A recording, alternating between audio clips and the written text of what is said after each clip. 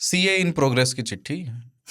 ओजी ताऊ, कूल खांचा, क्यूट सरदार, सभी प्यारे तीन तालियों को सीए इन प्रोग्रेस का प्रणाम।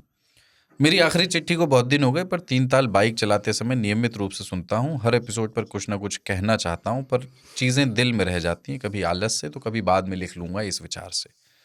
इस बार कुछ अलग हुआ। तीन ताल में खांचा ने जो बातें कही उनसे मेरा खून खौल उठा और मैंने ठान लिया कि चिट्ठी ज़रूर लिखनी होगी, क्योंकि मामला दिल से जुड़ा है और दिल का मामला खांचा से ज़्यादा भला कौन समझ पाएगा। क्या हो गया भाई? तो बात ये थी कि जब खांचा काजू कतली को ओवररेटेड कह रहे थे तब तक तो ठीक था, पर जब उन्होंने विश्लेषण देते हुए जिस तरह काजू कतली का अपमान किया वो मैं सह न सका, क्योंकि काजू कतली का मेरे जीवन में एक अलग स्थान है।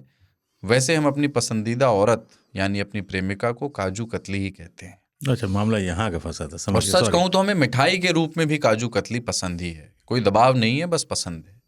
बाकी जैसा ताऊ ने कहा कि हर चीज़ ओवररेटेड है और हर चीज़ अंडररेटेड है, तो आप कृपया अपने मन से काजू कतली के प्रति जो घृणा है भाई साहब, उसे मिटा दीजिए। दिल का मामला है, और वैसे भी एक आशिक के दिल को दूसरा दिल फेंक आशिक ही समझ सकता। घनी गलती कर दी मैंने ताऊ। बस काजू कतली को एक मौका देके देखिए। और आखिरी काजू कतली वही रहेगा, इनके जो प्रेम प्रसंग है उसके लिए मैं बोल सकता हूँ कि ओके सॉरी। एक आखिरी चीज, ऐसा नहीं है कि ये पहली बार हुआ है, पर ताऊ हर बार कुछ ऐसा कह देते हैं मुझे कि एनलाइटमेंट वाली फीलिंग आ जाती है जब ताऊ ने कहा कि ऑनर को सर्वाइवल के लिए कॉम्प्रोमाइज करना पड़ता है। क्या बात है। तब मुझे बहुत से प्रश्नों के उत्तर मिल गए जो समय समय पर मैं खुद से पूछता रहा। इसके लिए शुक्रिया ताऊ। अपनी बात संक्षेप में ही रखूंगा। सरदार जी से गेम्स के बारे में भी बहुत कुछ कहना है, पर अगली चिट्ठी में। कोई गलती होगी तो सरदार संभाल ही लेंगे। सभी को चरण स्पर्श। आपका प्यारा सीए इन प्रोग्रेस। जय हो जय हो जय हो। तुम नाम काजू कतली किसी रख दियो, ठेस तो लगे, वो भी ऐसे। तुम तो कमे किए हैं, हमारे तो तुम पहुंच जाते हैं कि कैसे कहती है।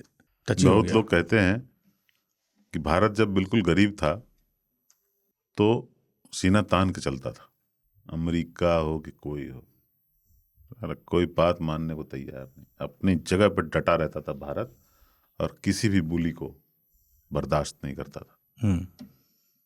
जब बिल्कुल कमजोर और गरीब था। आज देखो कॉम्प्रोमाइज करना पड़ रहा है। फलाना कहता है उससे तेल नहीं लोगे तो कहते ठीक है नहीं लेंगे, तुम पे इतना तारीफ लगेगा तो कहते हैं ठीक है थोड़ा कम कर दीजिए, क्योंकि सर्वाइवल के लिए ऑनर को कॉम्प्रोमाइज करना पड़ता है। क्या बात है यार, बहुत बढ़िया। जब खोने को कुछ नहीं था तो सेंडो गंजी में उघारे बदन गमछा पहन के बाजार में रंगदारी कर लेते थे। जब खोने के लिए पिछले पॉकेट में वॉलेट और आगे पॉकेट में मोबाइल हो, Then let's make a deal. Then दोनों हाथ दोनों जगहों पे रहता है, फिर आप बचाने में लगे रहते हो वासेपुर के कबूतर की तरह, एक के हाथ से। हाँ यही है, ऑनर हैज टू कॉम्प्रोमाइज।